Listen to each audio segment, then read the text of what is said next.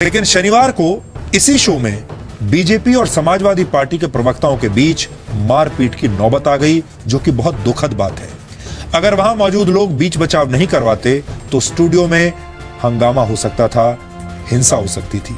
सबसे पहले आप ये तस्वीरें देखिए, नेताओं के आचरण और उनकी भाषा का स्तर देखिए। फिर हम नेताओं और बड़ी बड़ी राजनीतिक पार्टियों के प्रवक्ताओं की घटती कम होती सहनशीलता पर आपको आज एक एक्स्ट्रा विचार देंगे।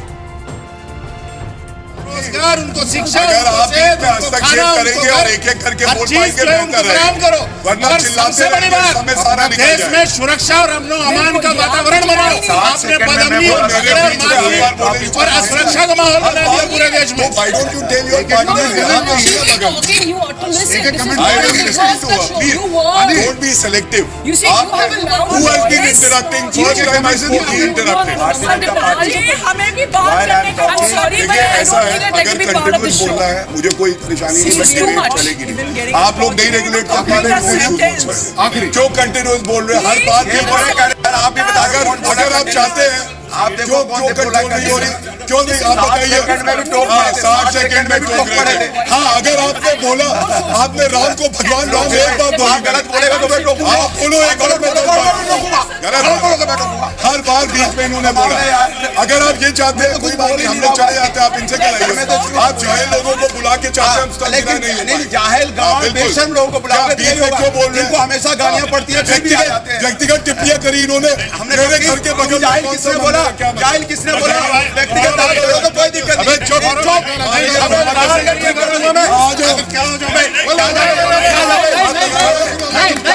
जाओ, क्या होता है? आ जाओ, क्या होता है? आ जाओ, हाथ लगाओ, आ जाओ,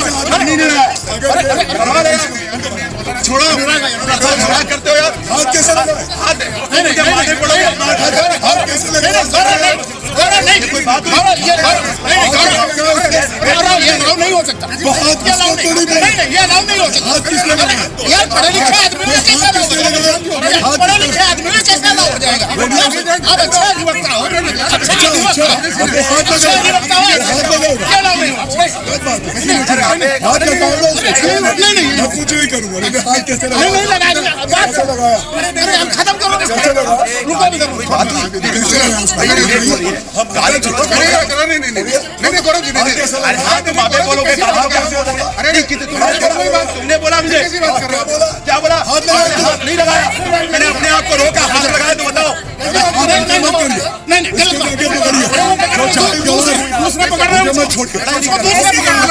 आप उसको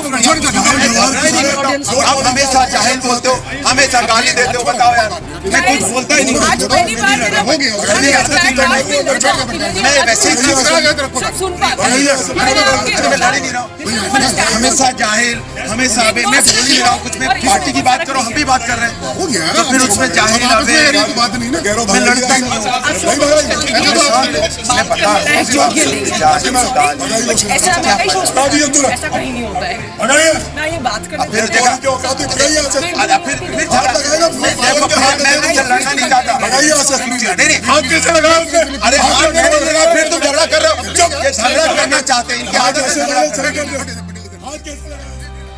ऐसा लगता है कि अगर भारत में न्यूज चैनल्स पर होने वाली इन डिबेट्स का, इन बहसों के कार्यक्रमों का स्तर ऐसे ही गिरता रहा तो भविष्य में न्यूज चैनल्स को अपने दफ्तरों के बाहर एम्बुलेंस तैयार रखनी होंगी और स्टूडियो के बाहर डॉक्टर्स की टीम मरहम पट्टी के लिए हमेशा तैनात रहेगी। और साथ ही मुझे ऐसा लगता है कि बाउंसर्स की टीम भी तैनात रखनी पड़ेगी, क्योंकि जब प्रवक्ताओं के बीच में, मेहमानों के बीच में एक दूसरे से ऐसी टकराव की स्थिति आ जाएगी तो इन्हें अलग करने के लिए, वहां पर शांति स्थापित करने के लिए आपको बाउंसर्स की या पुलिस की भी जरूरत पड़ेगी। आचरण पर ही सवाल उठाए जाते थे, क्योंकि और कहा जाता था कि न्यूज एंकर्स चिल्लाते हैं और मर्यादाओं का ध्यान नहीं रखते। ये बात सही है, भारत में ऐसे बहुत सारे ऐसे न्यूज एंकर्स हैं जो ऊंचे स्वर में बात करते हैं और इस हद तक चले जाते हैं कि ऐसा लगता है कि शायद वो चिल्लाकर अपनी बात दर्शकों के सामने रख रहे हैं।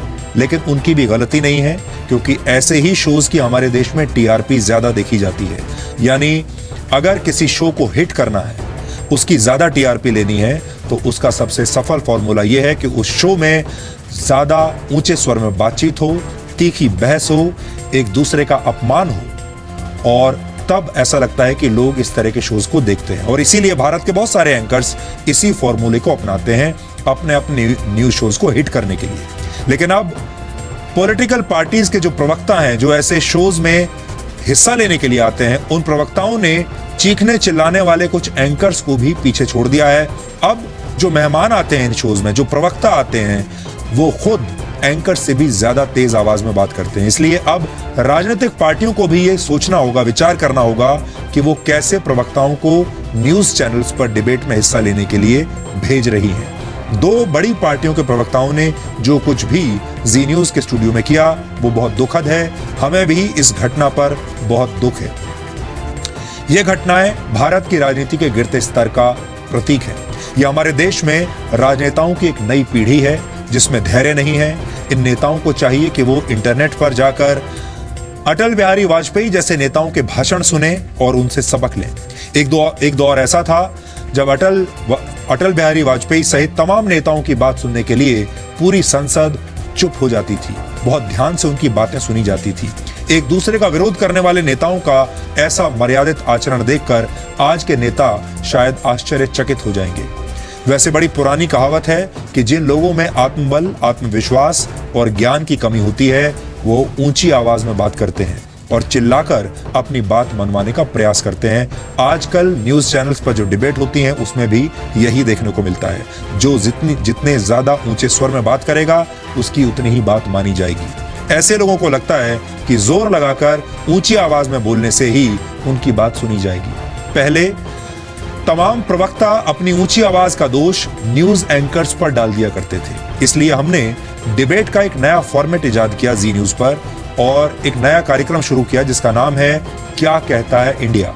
और ये जो कार्यक्रम है ये बिना एंकर के प्रस्तुत किया।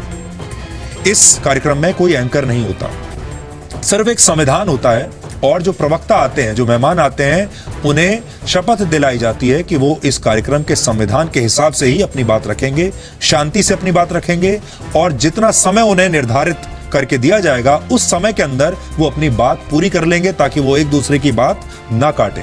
और इसी वजह से प्रवक्ताओं का इस बार का जो आचरण रहा और उनकी जो भाषा थी वो पूरी तरह से एक्सपोज हो गई। ये बात आज आपके सामने लानी इसलिए बहुत जरूरी है क्योंकि इसमें तीन पक्ष हैं। एक पक्ष है मीडिया यानी न्यूज चैनल्स का, दूसरा पक्ष है उन लोगों का, ज्यादातर जो राजनीतिक पार्टियां हैं उनके प्रवक्ता हैं जो इस तरह के डिबेट्स में शामिल होते हैं, ये दूसरा पक्ष है। और तीसरा पक्ष है आपका, क्योंकि आप ऐसे डिबेट्स को देखते हैं, आप ऐसे डिबेट्स के बारे में बात करते हैं, आपको ऐसे डिबेट्स मनोरंजक लगते हैं, इसलिए ऐसे डिबेट्स हो रहे हैं और इनकी संख्या बढ़ रही है और हर रोज इनका स्तर लगातार नीचे गिरता जा रहा है। इसलिए इन तीन पक्षों को बैठकर इसके बारे में बात करनी होगी और इसके बारे में सोच विचार करना होगा कि हमारे देश का जो मीडिया है, हमारे देश में जो डिबेट्स हो रहे हैं, जो बहस हो रही हैं, क्या वो शास्त्रार्थ वाले देश में शोभा देती हैं। इसलिए आप भी सोचिएगा, मीडिया को भी सोचने की जरूरत है कि कैसे लोगों को स्टूडियो में बुलाना है। हम भी खुद इस पर आत्ममंथन करने के लिए तैयार हैं और जी न्यूज की टीम की तरफ से मैं आपसे ये कहना चाहूंगा कि जी न्यूज की टीम भी इसके बारे में आत्ममंथन करेगी कि आगे चलकर जब हमारे चैनल पर कोई इस तरह का शो होगा जिसमें बहस का कोई विषय होगा तो हम कैसे लोगों को अपने स्टूडियो में लेकर आएं ताकि आपको इस तरह के दृश्य देखने